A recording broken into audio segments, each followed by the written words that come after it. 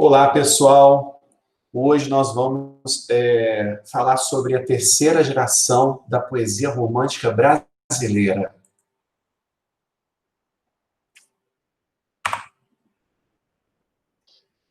Como a gente pode observar aí, eu coloquei em destaque a imagem do poeta Castro Alves, porque ele vai ser o maior representante no Brasil da poesia romântica da terceira geração. Falando um pouquinho da vida dele, né? Nasceu em 1847, né? Século XIX. Foi fazer direito em Recife, mas lá ele era mais conhecido pelos seus versos, amava escrever, né? Amava a poesia.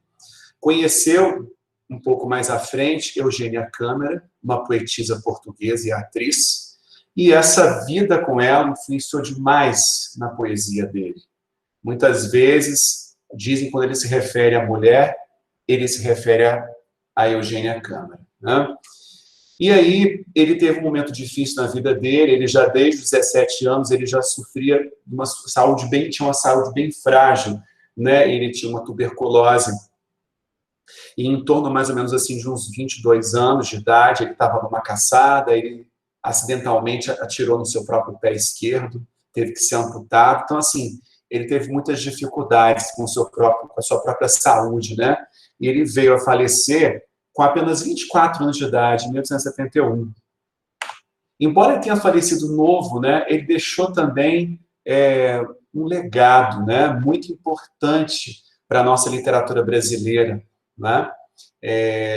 Nesse momento, nessa época, né, voltando agora um pouquinho antes do falecimento dele, né, nessa época, né, da vida dele, ele vivenciou, né, um contexto no Brasil do segundo reinado, né, que durou de 1840 a 1889, né, sob o comando de Dom Pedro II. E nessa época estava efervescente os debates sobre a escravidão. A gente tinha grupos diferentes, né, havia um embate entre correntes ideológicas de escravistas, né, a gente destacando aqui, ó, escravistas, emancipacionistas, abolicionistas, cada qual tinha um posicionamento em relação aos escravos, né? Alguns queriam a permanência da escravidão, outros defendiam um processo gradual de libertação dos escravos, e outros lutavam pela liberdade imediata dos escravos, né? Essa era a ideia em que estava imbuído o nosso querido Castro Alves, né? E lá naquela época também, e até então, até passar esses momentos efervescentes, né, até chegar à abolição da escravatura em 1888, com a assinatura da Lei Áurea pela Princesa Isabel, foram promulgadas, né, diversas leis para combater a escravidão, como essas leis aqui, esses 3 últimos pontinhos, Eusébio de Queiroz, proibindo o tráfico de escravos, a lei do ventre livre, declarando livre as crianças nascidas de escravos, lei dos sexagenários, tornando livres escravos com 60 anos de idade, até chegar, finalmente, à abolição, né? Castro Alves, ele era muito consciente disso na época dele, né? Ele era um entusiasta na luta pela liberdade e pelas justiças. Naquele cenário do país dele, marcado pelo regime escravocrata. É isso. Então, isso vai influenciar muito nas obras dele, na poesia dele. Primeiramente, gostaria de falar um pouquinho sobre a biografia dele, os livros dele, né? A gente, nessa coleção aqui, em toda essa enumeração aqui da biografia dele, a gente vai destacar, nesse primeiro pontinho aqui, o poema Adeus a Teresa, né? Vamos analisar, ver esse lado amoroso, lírico, da lírica amorosa dele. E vamos destacar também nesse quarto pontinho aqui, dentro da obra Escravos, um grande poema formado por 6 partes, chamado Navio Negreiro. Cada qual tem uma vertente, tem uma linha, né, de conduta, né, na sua poesia. Tá? Então, acho importante mostrar esses 2 lados da poesia dele através desses 2 poemas, o Adeus a Teresa e Navio Negreiro. Então, ele integrou a terceira geração da poesia. Ela era chamada de condoreirismo, né? Uma corrente condoreira, ou hugoana, porque ela foi influenciada no escritor francês Victor Hugo. Vitor Hugo, as suas escritas, ela tinha um teor também social. Isso vai acontecer com o Castro Alves. E Vitor Hugo, ele destacou nessas questões sociais, essa preocupação com ele, com a sociedade, na sua sociedade, né, do seu local, da sua época, lá na França, ele destacou o quê? Os oprimidos, os operários da indústria, os camponeses. Então, Castro Alves também com essa preocupação social, ele também vai demonstrar também uma sensibilidade, né, com os oprimidos também da nossa sociedade, na época do século XIX. E o nome da corrente vai chamar-se condorerismo. Nas poesias, nas escritas de Vitor Hugo, ele usava muito as figuras das aves, e ele falava muito do condor também. Não é? Então, os poetas brasileiros se inspiraram, né, nessa figura valorizada que representava para Vitor Hugo, francês, a liberdade, o voo alto, o olhar por cima, a visão panorâmica, uma visão completa das coisas, uma visão aguçada das coisas. Então, os poetas brasileiros da terceira geração, que defendiam também causas sociais, eles vão chamar essa geração deles de condorerismo em relação a essa figura do condor, né? E porque eles também julgavam também serem capazes de visualizar a sociedade de uma maneira muito ampla e também se sentiam compromissados, como a gente vê aqui embaixo, como eu destaquei, ó, com os caminhos da justiça e da liberdade. É interessante destacar que Vitor Hugo, né, lá da França, né, do século XIX, do romantismo do século XIX, ele fez a famosa obra Os Miseráveis. Vale a pena a gente procurar assistir. Tem filme, tem musical, né? Então, a gente vai perceber, então, vamos falar primeiramente da parte da poesia condoreira social. Essa geração de Vitor Hugo foi muito conhecida com o nome condoreirismo, né? Porque foi o que mais marcou essa geração. Também vai existir a poesia lírico-amorosa, claro, né? O estilo de Castro Alves é maravilhoso também na questão amorosa, ele também dá passos um tanto também adiante na maneira como a figura feminina ela é concebida, um tanto diferente de Álvares de Azevedo, da segunda geração ultrarromântica, embora ambos sejam do romantismo, Castro Alves já vai imprimir um olhar um pouco diferente, embora inserido dentro do romantismo também, colocando uma carga emotiva muito grande de sua poesia, mas vamos perceber algumas particularidades em relação à mulher daqui a pouquinho. Primeiro vamos à poesia social dele, né? Então, ele envolvido com a causa abolicionista, né, com a questão dos escravos, da libertação dos escravos, e com a República, né, ele vai fazer uma poesia voltada para os problemas sociais, embora com uma carga intensa, emotiva, uma linguagem eloquente, né, uma linguagem retórica, né, de oratória, com imagens de coisas grandiosas, ele já vai nos dar ares realistas, né? Já vai ser um tanto precursor do realismo, embora ele esteja dentro do romantismo. Nós vamos ver um pouquinho também, vamos observar bem esse comportamento dele. E aqui eu destaco em vermelho a lírico-amorosa, como eu já falei para vocês, em que a mulher, na relação amorosa, ela vai evoluir de um campo de idealização para a concretização daquelas virgens sonhadas, elas vão serem mais agora concretas, vai haver uma aproximação, vai ter uma concretização desse amor no plano físico mesmo.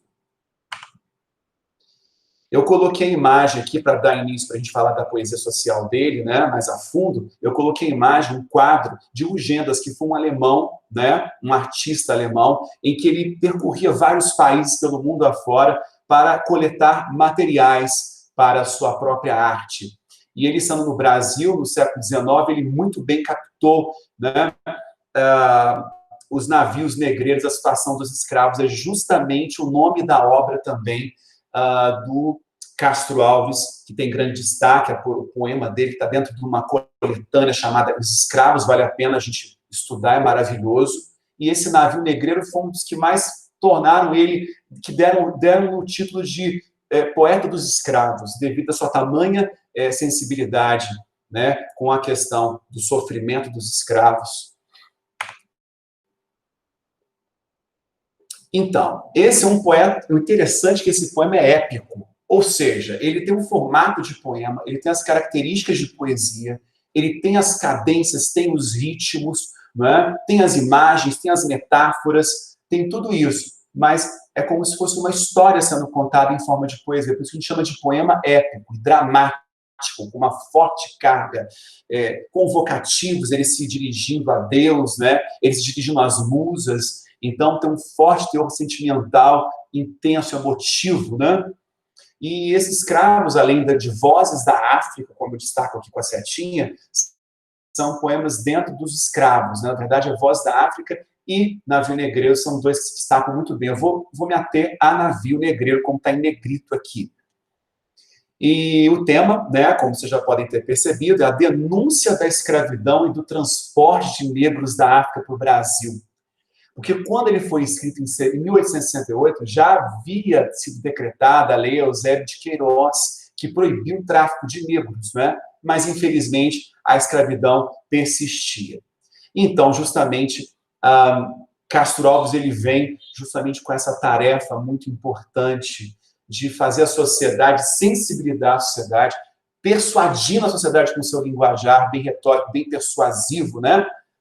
Sendo bem redundante mesmo, para ficar bem claro para vocês, para que a sociedade observasse o que estava acontecendo, que isso não estava certo, que as pessoas tinham que observar aqueles seres humanos, né, irmãos nossos, sendo explorados, sendo maltratados e tratados como pior do que qualquer bicho, né?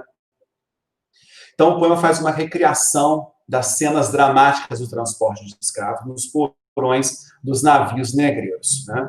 E o poeta ele fez uma pesquisa também de muitos relatos, né, que ele teve convivência com pessoas. Então, ele baseou-se nesses dados, ele era um pesquisador, né? Então, ele se inspirou nisso para poder fazer um navio negreiro.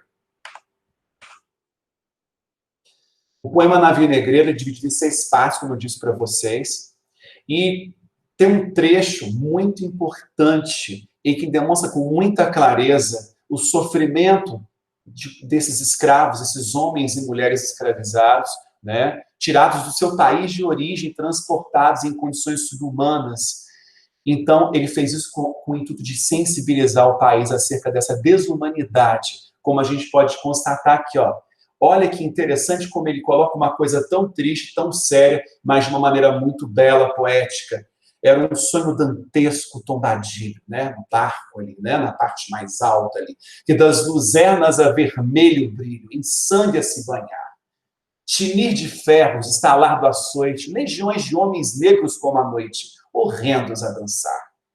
Negras mulheres suspendendo as tetas, magras crianças cujas bocas pretas regam o sangue das mães, outras moças, mas nuas espantadas, no turbilhão de espectros arrastadas, né? Em ânsias e mágoas vãs.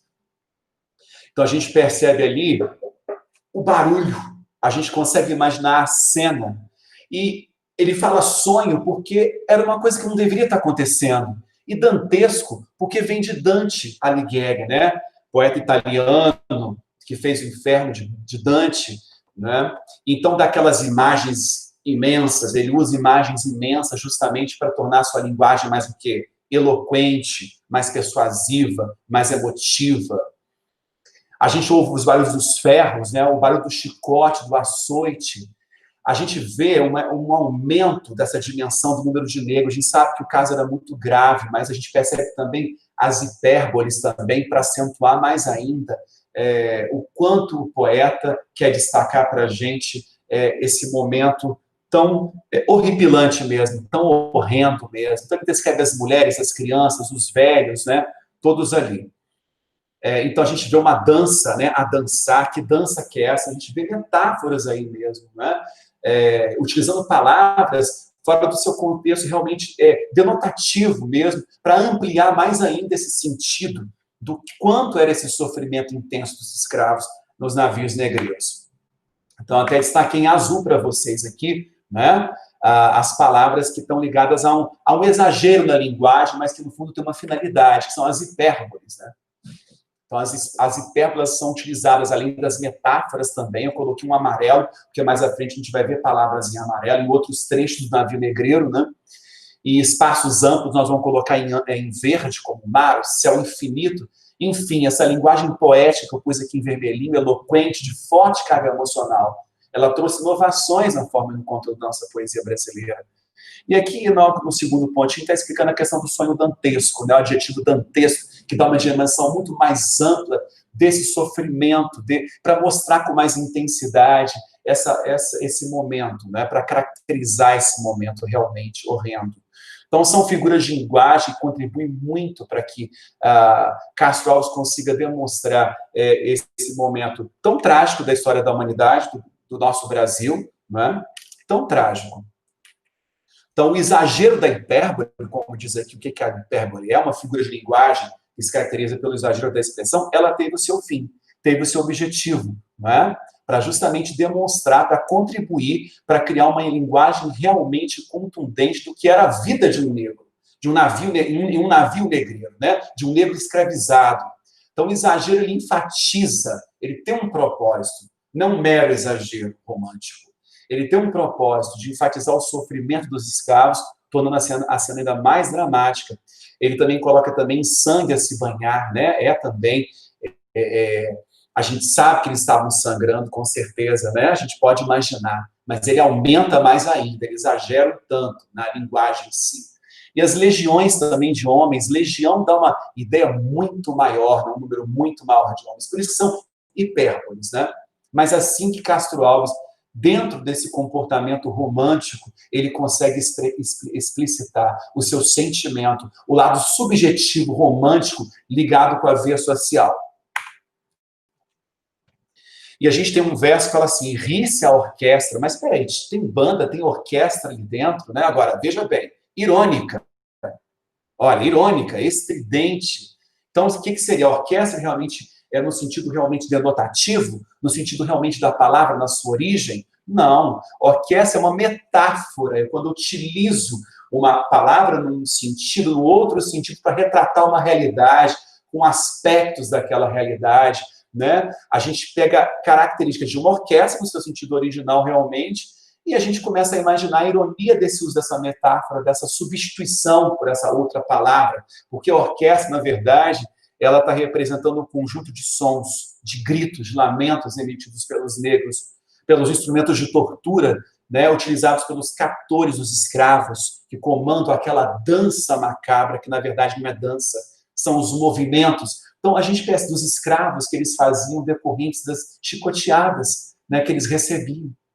Então, a gente percebe uma plasticidade muito grande aí, um movimento muito grande nesse poema, associado ao seu ritmo, à sua sonoridade, né, para dar mais, para acentuar mais ainda esse quadro horripilante, com muita poesia, como Castro Alves fez maestralmente mesmo.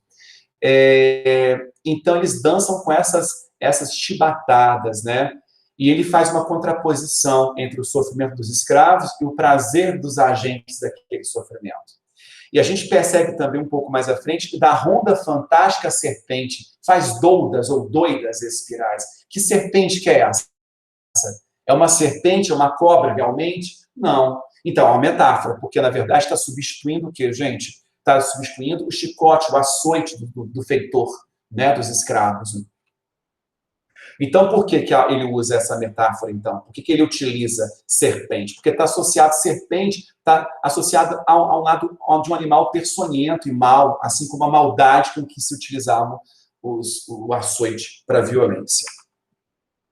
A linguagem, voltando a reforçar, ela é eloquente, a oratória é emocionada, tem muita emoção. E isso também pode se expressar através do uso de vocativos. Vocativos é a quem eu me remeto, a quem o eu lírico está se remetendo, a quem ele está chamando. Né? Verbos no imperativo a gente sabe que pode indicar conselho, pedido, ou clamores, né? Pedidos do fundo do coração, de desespero, ordens.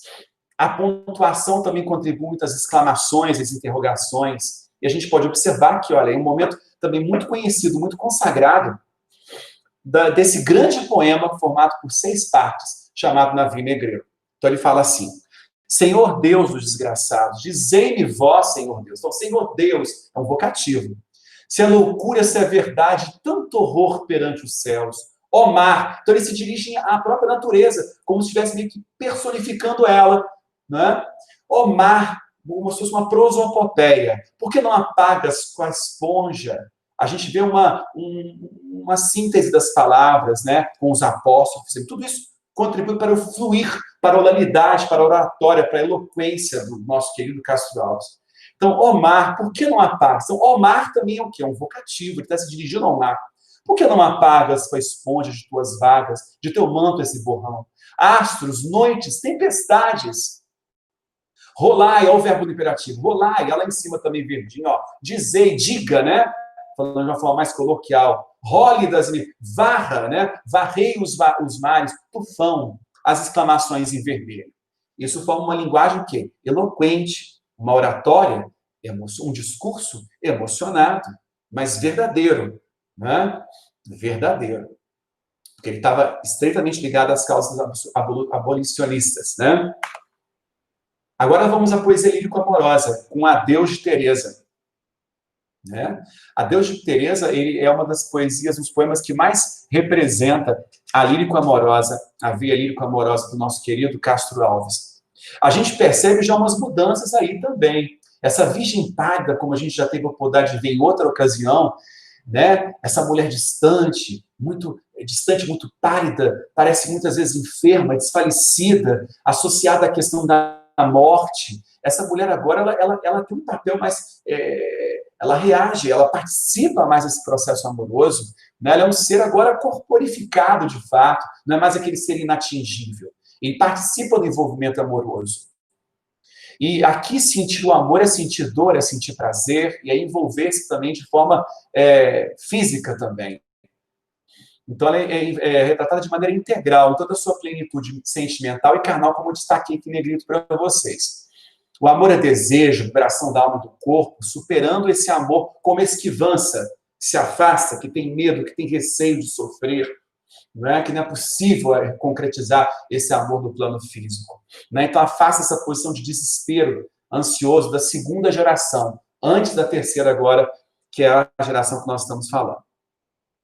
E esse poema Adeus de Teresa, nós vamos ver um pouco mais à frente agora, ele está dentro do livro Espumas Flutuantes, que predomina, a maioria dos poemas do Espumas Flutuantes, predomina essa veia amorosa. Então, eu vou ler para vocês esse poema, esse dá para a gente ler inteirinho. O Adeus de Teresa. Então, vamos ouvir esse poema como se estivesse seguindo sequências da vida desse casal, tá bom? Vai haver uma evolução aí, um tipo de evolução, né? A vez primeira que eu fitei, Teresa, como as plantas que arrasta a correnteza, a valsa nos levou nos giros seus, e amamos juntos, e depois na sala, adeus, eu disse, e aprender com a fala. Então a gente começa a ver o adeus, o primeiro adeus dele aqui. Ele sempre dá o adeus, né? E ela, corando, murmurou-se, adeus. Uma noite entreabriu-se um reposteiro, e da alcova saiu um cavaleiro, ainda beijando uma mulher sem véu. Era eu, era a pálida Teresa, adeus, lhe disse, conservando a presa. E ela, entre beijos, murmurou-se, adeus. Passaram um tempo, séculos de delírio, prazeres divinais, gozos do império. Olha como é que foi intenso esse amor, né? E a gente percebe uma coisa muito intensa, carnal também. Mas um dia volvi aos lares meus, partindo eu disse, voltarei, descansa. Ela chorando, mais uma vez ele resolve deixá-la. Mas, né, chorando mais que uma criança, em soluço murmurou, adeus. Quando voltei no palácio em festa, e a voz dela e de um homem lá na orquestra, opa, alguma coisa mudou, gente.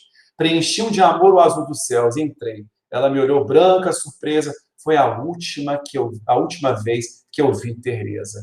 E ela, arquejando, me disse, adeus. Só que esse último adeus dela já tem uma outra conotação, se vocês realmente prestarem atenção na leitura, né? Vocês perceberam que agora ela tomou uma outra atitude, porque ele a deixava, abandonava, e ela sentia falta do amor, né? Do amor dele, naturalmente, mas ele a deixando várias vezes, né? Então a gente vê o amor intenso, os momentos vividos, mas uma aproximação, além de intenso, uma aproximação física. Mas como sempre tem sofrimento, normalmente no romantismo das relações amorosas, isso não termina nada bem. Mas teve o contato. Então isso é que torna a lírico-amorosa de Castro Alves, a romântica lírico-amorosa dele, da terceira geração, um tanto diferente da segunda geração, que não tem esses contatos físicos, essa intensidade nesse sentido físico, né? Então é isso. Então aqui vai explicando para vocês, desde a descoberta amorosa, né, nesse poema do Adeus, né? em que ele fitou Teresa, né? Então fala aqui das partes, né, da primeira parte, um forte envolvimento amoroso, depois no segundo momento o amor entre o casal concretiza-se através da relação sexual, depois a gente percebe também no terceiro momento o encontro dos amantes é quase eternizado, porque ali eles sofrem, eles passam por muitos momentos de grande intensidade, grandes prazeres. Depois, na quarta parte, há uma ruptura, como vocês puderam observar. Foi a última vez que eu vi Teresa. Termina assim dessa forma triste, né? Porque ele, no fundo, gostava dela, mas ele não assumia esse amor de fato com ela. As 4 maneiras distintas de Teresa portar-se durante as despedidas, ó, corando, entre beijos, ó, aqui, ó, sacando para vocês, em soluços e arquejando, revela essa trajetória, né? Então, isso vai estar havendo uma evolução. Portanto, mas aí no final, né, ó, portanto, de um amor repentino para a realização amorosa e desta para o distanciamento e desilusão. Então a gente percebe assim que ela é marcada, essa poesia amorosa, com uma sensualidade explícita, né, em que essas virgens que eram antes inacessíveis, elas agora, com aqueles traços de perfeição inatingível dos poetas da segunda geração, do ultra-romantismo, do mal do século, agora vem o quê? Essa imagem ela é substituída por mulheres reais, sedutoras, que se entregam aos prazeres carnais do eu lírico e vivenciam um amor mais erotizado. Então é isso que eu queria falar com vocês hoje, pessoal. Espero que vocês tenham gostado do nosso vídeo e possa contribuir para que vocês possam dar prosseguimento e continuidade reforçando o nosso material que a gente tem enviado para vocês aí sobre o romantismo, né? Então é isso. Eu agradeço, né? Sempre se estarem acompanhando nossas aulas. Desejo a vocês um ótimo estudo, né? E estamos à disposição para o que vocês precisarem. Uma boa noite a todos.